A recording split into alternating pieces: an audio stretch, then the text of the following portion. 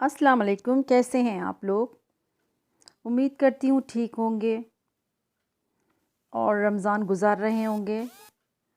हम लोग भी बिल्कुल ठीक हैं और रमज़ान गुज़र ही गए हैं तकरीबन। बस एक तो रोज़े और रह गए हैं। आज 29वीं शब है, ये मैं वॉइस ओवर कर रही हूँ तो। और सबको पता है कि इस टाइम इंडिया के हालात क्या हैं, तो कुछ ख़ास व्लॉगिंग करने का बिल्कुल भी दिल नहीं चाहता। लेकिन फिर मैंने हिम्मत यकजा की, इकट्ठा करी, तो मैंने कुछ सोचा। हालांकि मेरा बिल्कुल भी मूड नहीं था और मैं काफ़ी ज़्यादा अपसेट थी इन सब हालात को लेकर, क्योंकि किसी में बर्दाश्त होती है, किसी में बर्दाश्त नहीं होती। मेरे अंदर बिल्कुल भी नहीं थी और बिल्कुल भी पॉजिटिविटी नहीं थी। लेकिन फिर मैंने हिम्मत इकट्ठा करी। अच्छा, ये व्लॉग, ये है क्लिप्स, मेरे भाई ने अहमदाबाद से भेजे थे बच्चों के लिए कुछ कपड़े। और भाई ने कॉल करके मुझे नहीं बताया था, और बताया था सिर्फ जिनके थ्रू भेजे थे उनकी कॉल आई थी कि आपके भाई ने कुछ भेजा है। फिर मैंने भाई को कॉल करी कि भाई आपने कुछ भेजा है, तो बोले हाँ पहले देखो फिर उसके बाद में कॉल करना। फिर मैंने देखा तो उसमें काफ़ी ज़्यादा बच्चों के कपड़े थे और बहुत खूबसूरत कपड़े थे, और बहुत खुशी हुई उनको देखकर, क्योंकि इन हालात में खुशी मिलना बहुत अजीब सा नामुमकिन है। और यकीन करिएगा, ये वाले भाई से मेरी मुलाकात को एक ही कंट्री में रहते हुए 1.5 साल हो चुका है, और मैंने अपने भाई को 1.5 साल से नहीं देखा है, सिर्फ़ इस कोरोना की वजह से। और पहली बार ये भाई भी मेरे अलग ही ईद कर रहे हैं, अहमदाबाद में ही है। फ़र्स्ट टाइम है जो वो मतलब अलीगढ़ नहीं आ पा रहे हैं अम्मी के घर पर, क्योंकि वो अहमदाबाद से अलीगढ़ पहुंच जाती हैं और मैं यहाँ मुरादाबाद से अलीगढ़ पहुंच जाती हूँ, तो हम लोगों की मुलाकात होती रहती है। लेकिन इस बार इत्तेफाक है कि हम लोग 1.5 साल से नहीं मिले हैं। और ये देखिए, इतने क़रीबी रिश्ते और इतने क़रीब होते हुए भी नहीं मुलाकात कर पा रहे, सिर्फ़ इस कोरोना की वजह से। तो बस यही अल्लाह ताला से दुआ कि अल्लाह ताला जल्द से जल्द हालात बेहतर कर दे।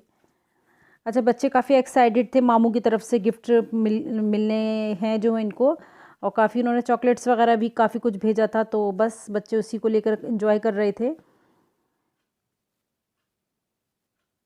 अच्छा, ये मैंने शाही पीस बनाए थे, तो मैंने क्लिप्स ऐड कर दिया था कि इंशाल्लाह कभी फ़ुर्सत में आपसे इसकी ज़रूर रेसिपी शेयर करूँगी। कौन सा वाला? मैंने भाई ये वाला मान देना, बाकी सारा माल तैयार हो गया इसका। हाँ, अनाज छुपाइए। बड़ा जी कोई छोड़ूंगा नहीं। अनाज सबको और मारेगा। क्वीन कौन है? क्वीन रानी कौन है? और लड़की जी। ये क्लिप्स अलविदा के दिन के हैं, और अलविदा में ऑनेस्टली मैं बताऊँ आपको, बच्चों के पास में नए कुर्ते पजामे बिल्कुल भी नहीं थे। जो मैंने सिलवाया था अलविदा के दिन के लिए, वो मैंने फिर ईद के लिए रोक लिया था, और बच्चों को मैंने लास्ट कुछ टाइम के जो थे पहने हुए 1-2 मरतबा के, वही पहना दिए थे न्यू। लेकिन फिर मैंने वही पहना दिए थे कि फिर मुझे मार्केट किसी भी हाल में नहीं भेजना था, कि कुछ ना कुछ तरीके से कपड़े बना रहे हैं लोग, लेकिन मुझे अच्छा नहीं लग रहा था।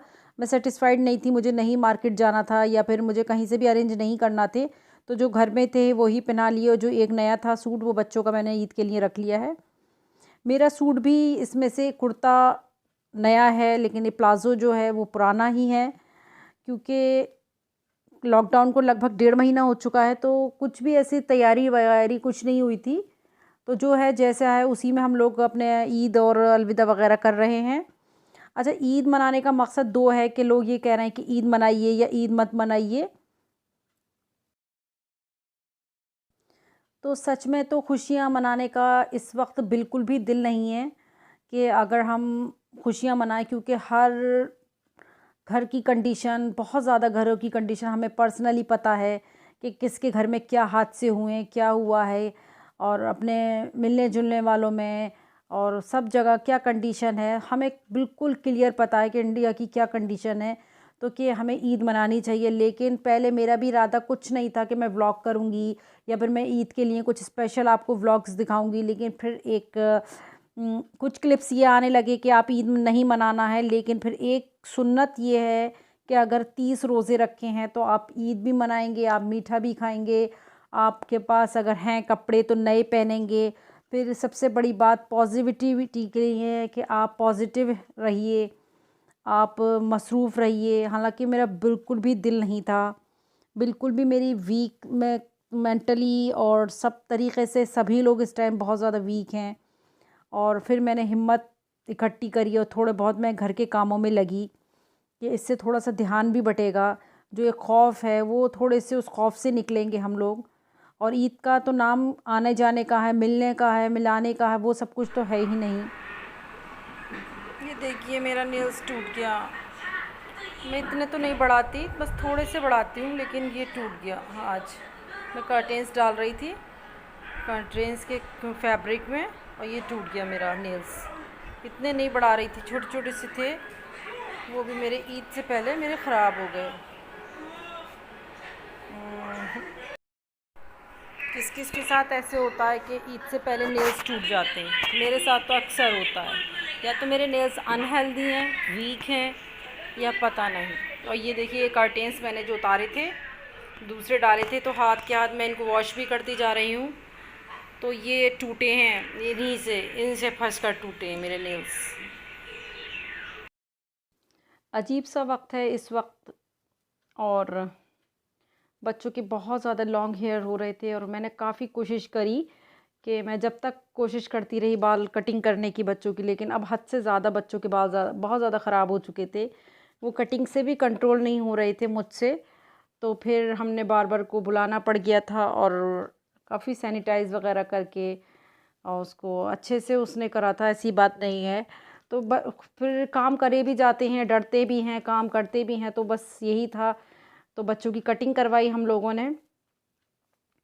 बस ज़िंदगी चल रही है, सब काम हो रहे हैं, और ठहरी हुई भी है ज़िंदगी। आप मेरी आवाज़ से अंदाज़ा लगा सकते हैं कि मैं कितना कोशिश कर रही हूँ कि मैं अपनी आवाज़ को स्ट्रॉन्ग कर सकूँ, अपने आप को एनर्जी हाई कर सकूँ, लेकिन मेरे से नहीं हो रही। और अच्छा, ये कोई साहब आए थे स्लीपर लेकर। लास्ट ईयर भी ऐसे ही हुआ था कि सिर्फ जो चीज़ की ज़रूरत थी, अगर कहीं पर पता चल रहा था तो कहलवा दिया था, तो वो लोग खुद लेकर आ रहे थे। तो इसी तरीके से ये था कि इस बार भी बच्चों के पास स्लीपर्स वगैरह नहीं थी, जैसे कि हर साल ही ईद पर ली जाती हैं, इस तरीके से शॉपिंग करी जाती है। और ईद तो फिर बच्चों की होती है, हम लोग तो बर्दाश्त कर लेते हैं, लेकिन छोटे बच्चों को कुछ नहीं पता, और बस वो खुश होते हैं, तो फिर उनके लिए छोटी मोटी चीज़ें इकट्ठी कर ली जाती हैं। तो उसमें से ये स्लीपर थी, तो किसी से कहा था तो वो लेकर आए थे। हालांकि स्लीपर बहुत अच्छी थी, तो मैंने दोनों बच्चों की स्लीपर ले ली थी। फिर इस वक्त एक मसला ये भी बना हुआ है कि जो थोड़े बहुत इस तरीके के काम करते हैं, तो वो लोग अपना गुज़र बसर कैसे करें। मान लीजिए हम शॉपिंग नहीं करते हैं, ठीक है, हम शॉपिंग नहीं करते, लेकिन जो जिनकी रोज़ी रोटी यही चीज़ें हैं, इन्हीं चीज़ों से वो खाते कमाते हैं, तो उनकी मदद के हिसाब से सोचिए कि वो इस टाइम रिक्वेस्ट कर रहे हैं कि थोड़ा बहुत उनकी ख़रीदारी हो जाए, उनकी बिक्री हो जाए, तो वो थोड़ा बहुत अपने घर का ख़र्चा चला लेंगे। दोनों तरफ सोची जा, घर में भी रहिए और कोई पैसा भी नहीं है लोगों के पास, तो कुछ तो वो करेंगे, और कुछ ना कुछ तो उनको भी अरेंज करना है, कुछ ना कुछ हम लोगों को भी मदद करना है, जब ये वक्त कटेगा। अच्छा जी, उसके बाद मैंने करी थी घर की थोड़ी बहुत क्लीनिंग और सेटिंग कह लीजिए, या थोड़े से रिप्लेस कह लीजिए। और मैंने इसका मैट्स वगैरह हटा दिए थे, तो जो मेरे पास मैट्स थे मैंने उन्हीं में से निकाल कर जो पुराने हटा दिए थे, जो थोड़े बहुत नए थे वो मैंने इसको बिछा दिया था। ये ग्रीन कलर का था, बहुत खूबसूरत सा मैट है, ये मैंने अलीगढ़ से लेकर आई थी और काफ़ी टाइम से लेकर आई थी। और पता नहीं क्यों मुझे इस बार हर चीज़ का यही था कि रख देती हूँ, ईद पे पता नहीं क्या होगा, रख देती हूँ। हर चीज़ में रख रही थी कि ईद पे पता नहीं लॉकडाउन हो। वही हुआ, लॉकडाउन भी हुआ और सब कुछ हुआ इस वक्त। तो जो चीज़ें थीं उन्हीं को मैंने घर में से निकाल कर यूज़ कर रही हूँ। तो ये मैंने कवर कर दिया है, ग्रीन और गोल्डन कलर का है, बहुत खूबसूरत है। तो मैंने इसको संभाल कर रखा हुआ था काफ़ी। हालांकि मेहमान वगैरह तो कहीं नहीं आना है इस बार और कहीं जाना भी नहीं है हमें, तो लेकिन बस ये है कि दिल को तसल्ली के लिए अच्छा लगे, खुशी हो, रोज़े रखे हैं और अच्छा सा फील हो, बस यही है।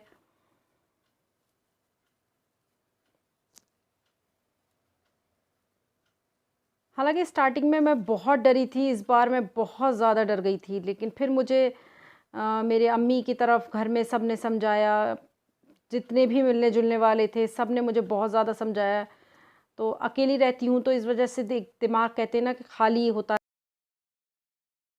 कंडीशन मेरे साथ भी थी और मैं बहुत ज़्यादा डर गई थी। उसके बाद में मेरी काफ़ी डॉक्टर्स वगैरह से भी बात हुई थी।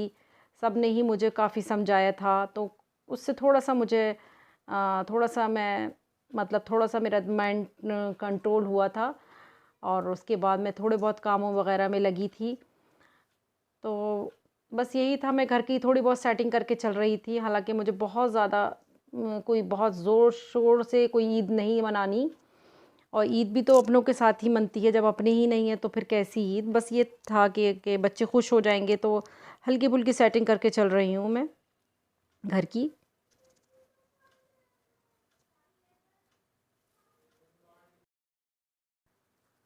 हाँ, खर्चा कम कर आप ज़्यादा से ज़्यादा गरीबों की मदद कीजिए, ज़्यादा से ज़्यादा मदद कीजिए, और जिसको जैसी ज़रूरत है वो पूरी करने की कोशिश कीजिए।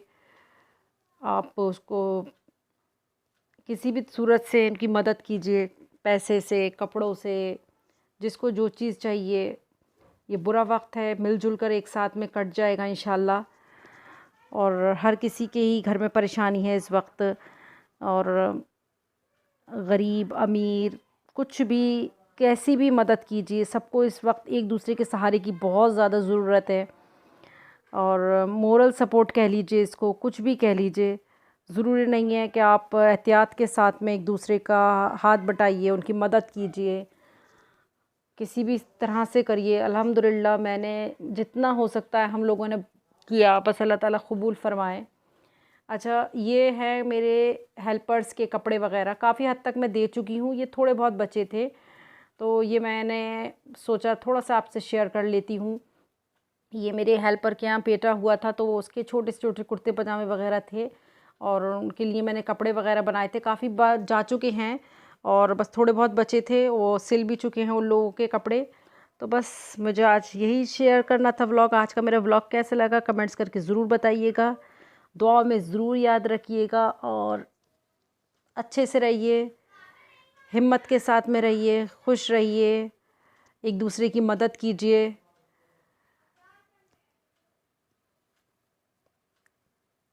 मिलती हूँ आपसे किसी और दिन किसी और व्लॉग के साथ में। जब तक के लिए अल्लाह हाफ़िज़।